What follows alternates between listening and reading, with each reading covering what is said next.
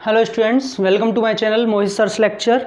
आज मैं आप लोगों के लिए एक वीडियो लेके आया हूँ जिसमें मैं आज आपको क्लास 10th का जो सर्कल्स है उसके बारे में, जो आगे के क्वेश्चंस हैं एनसीईआरटी के एक्सरसाइज 10.2 के, वो सारे क्वेश्चंस कराऊंगा। देखिए बच्चों, ये 7th क्वेश्चन है। मैंने पहले ही 6 क्वेश्चंस तक अपलोड कर दिया है, आप मेरी प्लेलिस्ट में देखिए। अब ये 7th क्वेश्चन से हम आगे बढ़ेंगे, ठीक है। देखिए यहाँ पे आपको क्या बोल रहा है, 2 concentric circles are of radii 5 centimetre and 3 centimetre. हमारे पास में 2 कंसेंट्रिक सर्कल्स हैं जिनकी हमें रेडियस दे रखी है 5 और 3, ठीक है। मैं ज़रा 2 कंसेंट्रिक सर्कल बना दूं, ठीक है। ड्राइंग ज़्यादा अच्छी नहीं है भैया, समझ जाना, ठीक है। ड्राइंग ज़्यादा बढ़िया नहीं है, फिर भी बना देता हूँ। देखो यहाँ पे हमें ऐसे करके, चलो खैर बढ़िया है, अच्छा लग रहा है। 2 कंसेंट्रिक सर्कल दिए हुए हैं। कंसेंट्रिक सर्कल्स क्या होते हैं बच्चों, वो बता देता हूँ। जिनका सेंटर कॉमन होता है, जिनका सेंटर एक ही होता है, ठीक है। ऐसे 2 सर्कल्स और जिनकी रेडियस आपको दे रखी है 5 और 3, ठीक है। आपसे बोला है find the length of the chord of the larger circle which touches the smaller circle. बताइए कॉर्ड की लेंथ क्या होगी जो बड़े वाले सर्कल के लिए तो कॉर्ड होगी लेकिन छोटे वाले को टच करके निकल रही होगी। तो भैया वो छोटे के लिए तो आपकी टेंजेंट बन जाएगी। देखिए बच्चों ऐसे करके मान लीजिए ये ए बी एक मैंने कॉर्ड ली है जो बड़े वाले सर्कल के लिए तो कॉर्ड है लेकिन छोटे वाले के लिए टेंजेंट है। और ये आपको यहाँ से मैंने परपेंडिकुलर डाल दिया। रेडियस हमेशा होती है परपेंडिकुलर, आपको मैंने थ्योरम नंबर 10.1 में सिखाया भी था। 10.1 में हमने यही पढ़ा है, रेडियस हमेशा परपेंडिकुलर होती है टेंजेंट के, तो वो ओसी पक्की बात है परपेंडिकुलर होगी, ठीक है। दोनों की रेडियस आपको दे रखी है कितनी, 5 और ये 3, क्योंकि आपको बोला है ना छोटे वाले सर्कल की रेडियस 3 है, ओसी छोटे वाले सर्कल की रेडियस है और ओए बड़े वाले सर्कल की रेडियस है। Then you have to find the length of chord A B, आपको ए बी निकालना है। तो बच्चों जल्दी से मैं यहाँ लिख लेता हूँ, मुझे गिवन क्या है, मुझे दिया हुआ है ओ सी इज इक्वल्स टू 3 सेंटीमीटर और मुझे ओ ए दिया हुआ है 5 सेंटीमीटर, ठीक है। चलो हमें फाइंड क्या करना है, हमें फाइंड क्या करना है, लेंथ ऑफ ए बी। हमें ए बी की लेंथ फाइंड करनी है। अब बच्चों देखिए यहाँ पे सबसे पहले आप लिखेंगे O C perpendicular to A B. O C जो है वो परपेंडिकुलर होगी, क्यों, उसका रीज़न देंगे बाकायदा आप, tangent perpendicular to the radius. ये हमने थ्योरम नंबर 10.1 में पढ़ा हुआ है। टेंजेंट परपेंडिकुलर होती है तो ओ सी ए बी के परपेंडिकुलर होगी। अगर वो 90 डिग्री होगा तो in triangle A O C we will apply the Pythagoras theorem, मतलब O A square is equals to O C square plus A C square by Pythagoras theorem, ठीक है बच्चों। और यहाँ से इस तरीके से मैं ओ ए की जगह 5 का स्क्वायर रखूँगा तो 25 हो जाएगा। थोड़ा सा डायरेक्ट कर लेते हैं, कोई बात नहीं है। ओ सी की जगह 3 का स्क्वायर 9 हो जाएगा और ए सी स्क्वायर, तो बच्चों ए C square is equals to आ जाएगा 16, तो ए सी हो जाएगा 4 सेंटीमीटर। अब ए सी 4 आ गया, बट हमें ए सी नहीं फाइंड करना, हमें तो भैया ए बी फाइंड करना है। आप लिखेंगे तो A B is equals to twice of A C, क्यों, perpendicular from the centre to the chord bisects the chord. कहाँ पढ़े थे, 9th क्लास में। 9th क्लास में एक थ्योरम पढ़ा करते थे कि अगर परपेंडिकुलर डाली जाती है सेंटर से कॉर्ड पर तो वो हमेशा कॉर्ड को बाइसेक्ट करती है। प्रूफ भी था इसका वहाँ पे, ठीक है। इसका मतलब यहाँ पे ए सी जो होगा वो बी सी के इक्वल होगा, और अगर ए सी बी सी के इक्वल है तो भैया पूरी जो ए बी होगी वो तो ए सी का ट्वाइस हो जाएगी ना। और ए सी हमने ऊपर निकाल रखी है 4, तो इस तरीके से बच्चों जो ए बी है वो आ जाएगी आपकी 8 centimetre. And this is the answer. आपसे ए बी पूछा गया था कि कॉर्ड की लेंथ क्या होगी, वो आपका आ रहा है 8 सेंटीमीटर। देखिए बच्चों ये मैंने आपके सामने क्वेश्चन नंबर 8 लिख दिया है। और बच्चों क्वेश्चन नंबर 8 ये वाला क्वेश्चन बहुत ज़्यादा इंपॉर्टेंट है। आप देखिए इसमें 1 नंबर के भी क्वेश्चंस बन जाते हैं इससे रिलेटेड, और ये प्रूफ में भी आ जाता है कई बार। क्वेश्चन क्या कह रहा है, a quadrilateral ABCD is drawn to circumscribe a circle. यहाँ पे आपको बोला हुआ है कि एक क्वाड्रिलेटरल ABCD दिया हुआ है आपको, is drawn to circumscribe a circle का मतलब है उसने अपने अंदर एक सर्कल जो है बनाया हुआ है। मतलब सर्कमस्क्राइब का मतलब ऊपर से घेर लेना। क्वाड्रिलेटरल ने एक सर्कल को घेर लिया है, मतलब सर्कल को अपने अंदर बंद कर लिया है, एनक्लोज्ड कर लिया है, ठीक है। एनक्लोज्ड वर्ड बोलते हैं। तो बच्चों एक क्वाड्रिलेटरल है जिसके अंदर एक सर्कल बना हुआ है। प्रूव दैट, आपको प्रूव करना है कि A B plus C D is equal to B C plus A D, जो अपोजिट साइड्स का सम होता है वो इक्वल होता है, ये आपको प्रूव करना है। ये अपोजिट साइड्स के सम ही तो हैं, ठीक है। चलिए तो स्टार्ट करते हैं, कैसे करेंगे। बहुत बढ़िया क्वेश्चन है ये। गिवन आपको क्या दिया हुआ है, अ क्वाड्रिलेटरल। बच्चों आपको ऐसे ही पूरा लिख के आना पड़ेगा, ये ध्यान रखिए। ज्योमेट्री चल रही है, ज्योमेट्री में आप लिखेंगे उतने ही आपको नंबर मिलेंगे। कुछ बच्चे लिखने में गलती करते हैं, शॉर्टकट मारते हैं, मार्क्स कट जाते हैं। Quadrilateral A B C D in which a circle is inscribed. अब आप कहेंगे सर ऊपर तो सर्कमस्क्राइब्ड लिखा है, आपने इंस्क्राइब्ड लिख दिया। बच्चों उसका मतलब है कि क्वाड्रिलेटरल ने सर्कमस्क्राइब किया हुआ है, जबकि मैंने लिखा है क्वाड्रिलेटरल है जिसके अंदर एक सर्कल इंस्क्राइब हो रहा है। मैंने पैसिव वॉइस में लिख दिया, एक ही बात है, ठीक है। जिसके अंदर एक सर्कल अंदर है, इंस्क्राइब्ड है। चलिए अब देखिए, टू प्रूव, गिवन के बाद हमेशा टू प्रूव लिखते हैं कि आपको क्या प्रूव करना है। A B plus C D is equal to B C plus A D, ठीक है। उसके बाद में कंस्ट्रक्शन की तो इसमें खैर कोई ज़रूरत नहीं है, लेकिन एक मैं चीज़ यहाँ पे आपको नेमिंग ज़रूर करना चाहूँगा इनके पॉइंट्स की। पी क्यू याद है, ये पॉइंट्स को हम क्या कहते हैं। एक नंबर में क्वेश्चन आ जाता है, बताया था मैंने जब इसका इंट्रोडक्शन दिया है तो उसमें मैंने बता रखा है, और नहीं अगर आपने देखा है तो इंट्रोडक्शन देख लेना जो इस चैप्टर का दिया है। बेटा इन्हें पॉइंट्स ऑफ कांटेक्ट कहते हैं। पॉइंट ऑफ कांटेक्ट वो पॉइंट होता है जहां से टेंजेंट सर्कल को टच करके निकलती है, सिर्फ एक ही पॉइंट पे करती है, एक जगह से, ठीक है। चलिए अब देखिए कैसे प्रूफ करेंगे, क्या होगा। मैंने इनकी नेमिंग तो कर दी है बच्चों। हमने थ्योरम नंबर 10.2 पढ़ी है कि लेंथ ऑफ टेंजेंट्स या फिर tangents drawn from an external point are equal.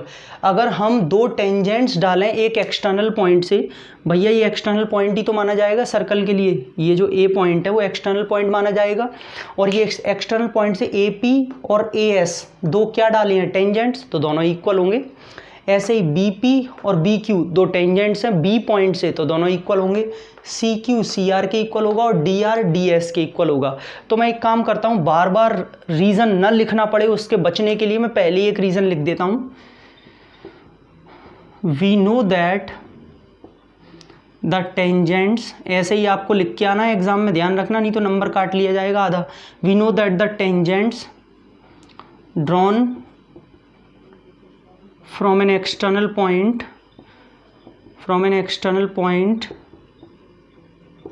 to a circle are equal।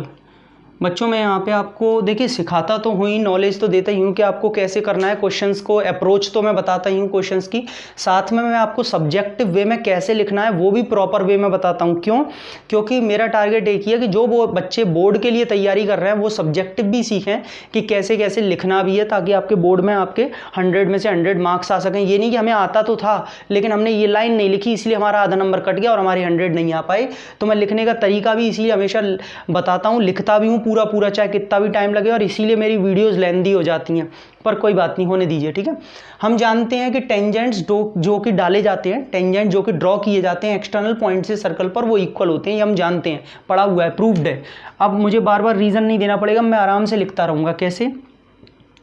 A P is equals to A S, this is equation number 1, क्योंकि दोनों इक्वल होते हैं, मैंने ऊपर ही लिख दिया है। A P is equals to S, उसके बाद में मैं लिखूंगा B P is equals to B Q, equation number 2।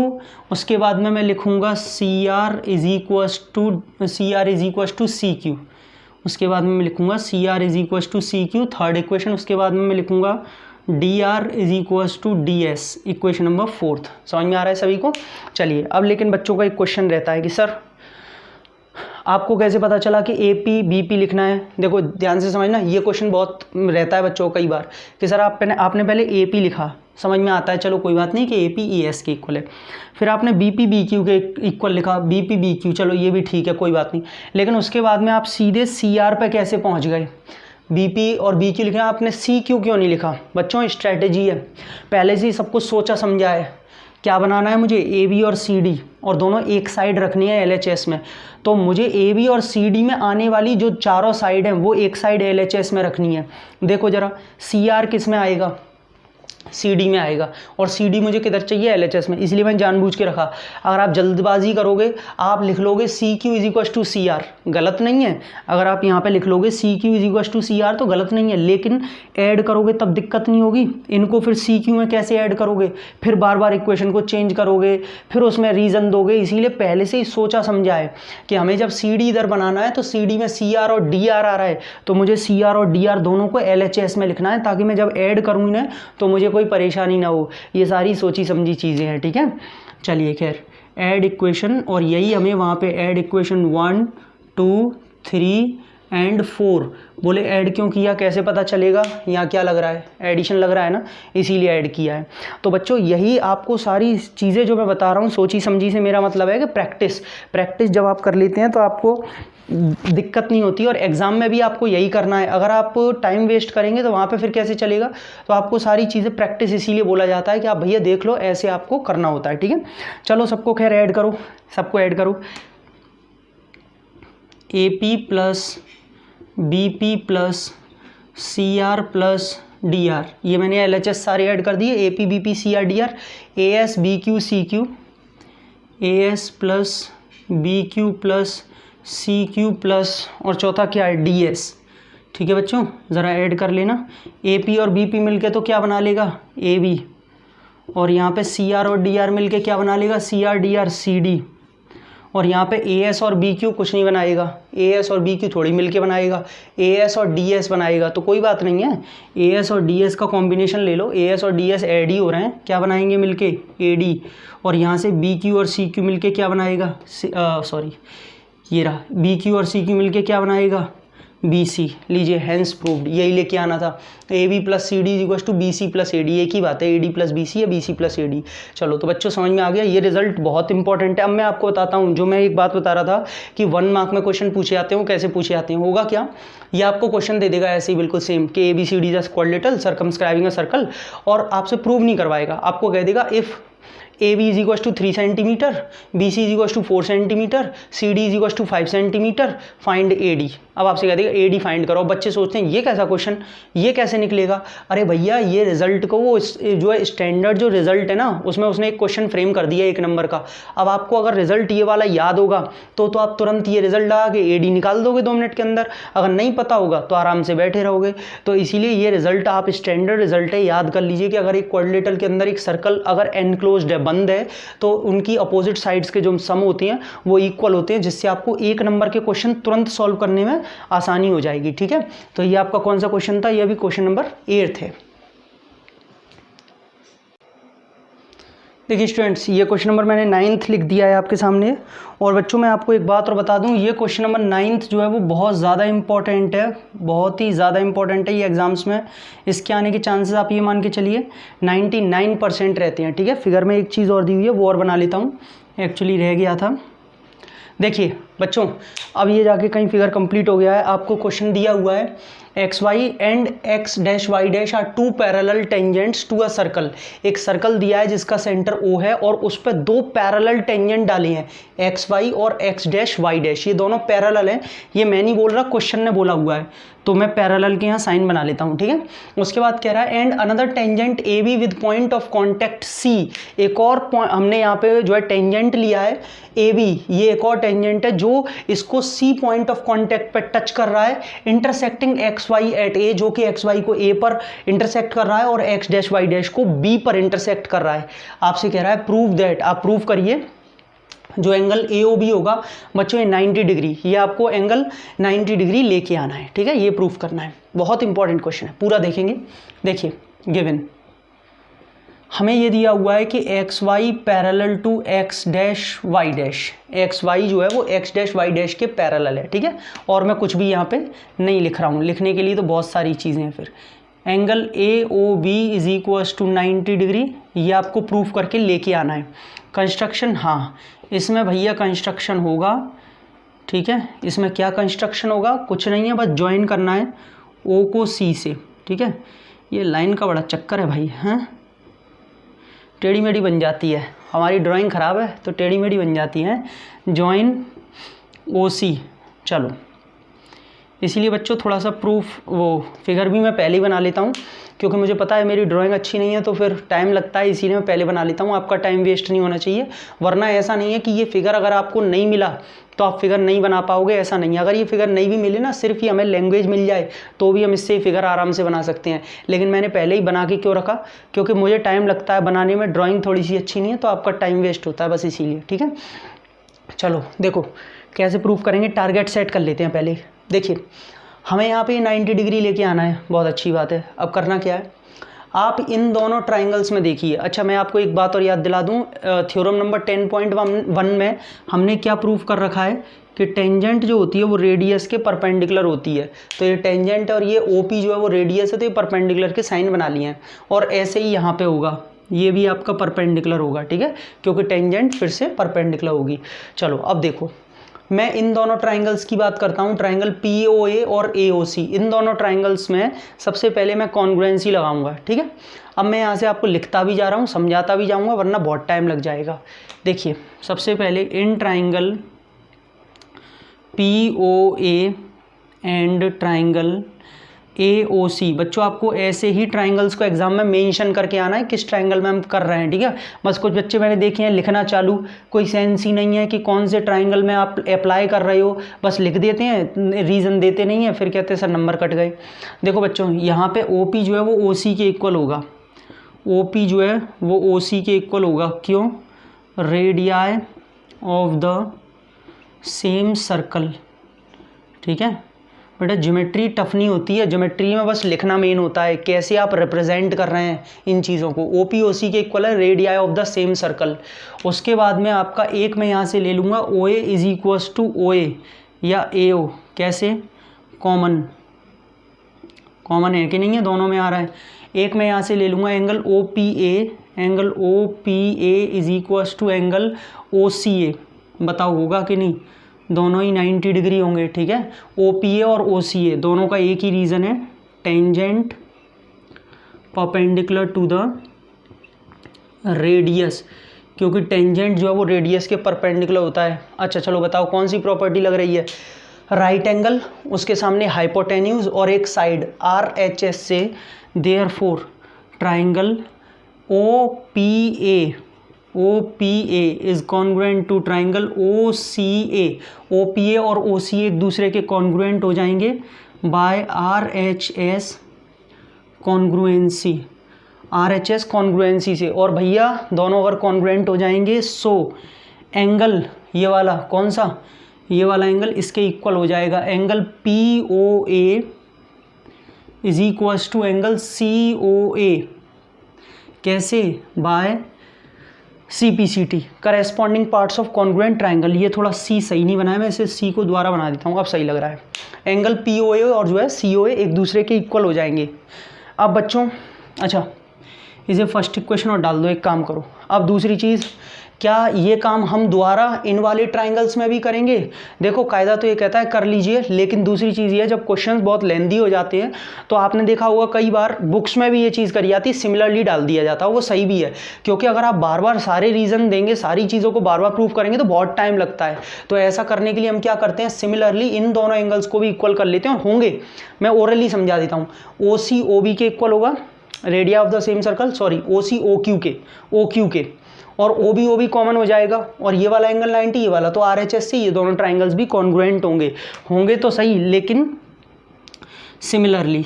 अब हम इसे करके नहीं दिखाएंगे, सिमिलरली डालते हुए हम लिख देंगे ये वाला जो एंगल है वो इसके इक्वल होगा, यानी कि एंगल कौन सा, एंगल BOQ सही लिखा है हाँ, और एंगल BOC ये भी आपका सिमिलरली CPCT से इक्वल हो जाएंगे। ठीक है, आपने इसको सेकंड इक्वेशन डाल दिया, BOQ BOC, हाँ सही है। ठीक, अब क्या करेंगे, अब सुनिए, यहाँ से आपने 9th क्लास में भैया एक प्रॉपर्टी पढ़ी होगी, लीनियर पेयर ऑफ एंगल्स, बढ़िया तरीके से खूब, है ना। मैं अभी याद दिला देता हूँ अगर भूल भी गए हो तो। अगर एक लाइन पे एक रे स्टैंड करती है तो उसके दोनों एडजेसेंट एंगल्स का सम 180 डिग्री होता है, ये कहती है लीनियर पेयर ऑफ एंगल्स। ठीक है, अब दो एंगल हो, तीनों या चारों, कितने भी एंगल हो, इससे कोई फर्क नहीं पड़ता, सारे एंगल्स का जो सम होता है वो 180 डिग्री होता है, सीधी सी बात, स्ट्रेट लाइन पे। ठीक है, इसी बात पे भैया वीडियो को लाइक कर देना। ठीक, चलो देखो नाउ हम यहाँ से लिखेंगे बच्चों एंगल, आप चाहें तो 2 की फॉर्म में लिख लीजिए पहले, या 4, चलो 4 रहने दो, छोड़ो। यहाँ पे आप लिखेंगे एंगल POC प्लस एंगल ये POC और एक QOC, angle QOC is equals to 180 degree by linear pair of angles. Linear pair of angles से POC और QOC ये दोनों एंगल्स का सम 180 डिग्री होगा।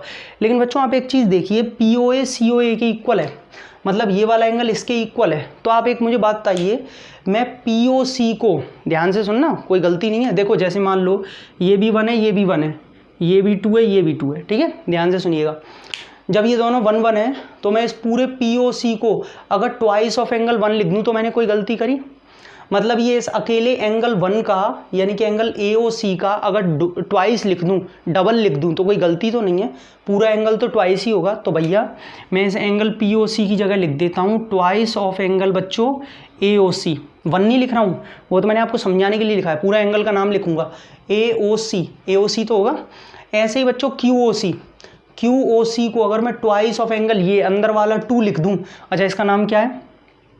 BOC। अंदर वाले का नाम क्या है? BOC। Twice of angle BOC लिख दूं तो भी मैंने कोई गलती नहीं करी है। बोले आपने अंदर वाले एंगल क्यों लिए, पहले ये बताइए। आप इन वालों को भी तो ले सकते थे, हाँ ले सकते थे, लेकिन हमें प्रूफ क्या करना है? AOB, जो किधर आ रहा है? अंदर आ रहा है, इसलिए अंदर वाले एंगल लिए, ठीक है। चलो 2 तो कॉमन ले लो, यहाँ पे हो जाएगा angle AOC plus angle BOC is equals to 180 degree. और जरा आप मुझे बता दो 2 से, तो चलो पहले मैं इसे काट देता हूँ 90 टाइम्स, ठीक है। एंगल AOC और BOC को ऐड करना जरा, AOC 1 और BOC ये 2, दोनों को ऐड करके कौन सा एंगल बनेगा? कंप्लीटली एंगल AOB बन रहा है, देख लो जरा। और यहाँ पे 90 पहले ही आ चुका है, हेंस प्रूव्ड, ये लीजिए, ठीक है। ऐसे करके इसका जो क्या होगा, ऐसे करके इसका पूरा प्रूफ होगा। समझ में आ गया? क्वेश्चन नंबर 9 बच्चों, मैं फिर से कह रहा हूँ 99% ये क्वेश्चन एग्जाम्स में आता है, चाहे आपके प्री बोर्ड हो, चाहे आपके समेटिव एग्जाम्स हो, चाहे आपके बोर्ड हो। ये क्वेश्चन बहुत इंपॉर्टेंट है सर्कल्स का, तो आप इसे ध्यान से जो है समझ लीजिएगा। वैसे मुझे पूरी उम्मीद है आपने क्रिस्टल क्लियरली समझ लिया होगा। और अगर आपको बच्चों मेरी वीडियो अच्छी लगी तो प्लीज़ मेरी वीडियो को लाइक करें, शेयर करें ज़्यादा से ज़्यादा बच्चे, ताकि इसका फ़ायदा ले पाएँ, मुझे भी मोटिवेशन मिले, मैं आपके लिए ऐसी वीडियोस लाता रहूं, ऐसी गर्मी में भी ठीक है। और मेरे डिस्क्रिप्शन में देख लीजिएगा, मैं अपने पेजेस का लिंक दे दूँगा, सब्सक्राइब कर लीजिए चैनल को, बहुत ही सिंपल है और फ्री ऑफ कॉस्ट है। बेल आइकन को हिट कर लीजिए और उस पर ऑल वीडियोस पे टिक कर लीजिएगा ताकि आपको सारे नोटिफिकेशन मिले। नोटिफिकेशन में भी ऑल पे क्लिक कर लीजिएगा ताकि आपको सारे नोटिफिकेशन मिले। अगली वीडियो बहुत जल्द। Thank you so much.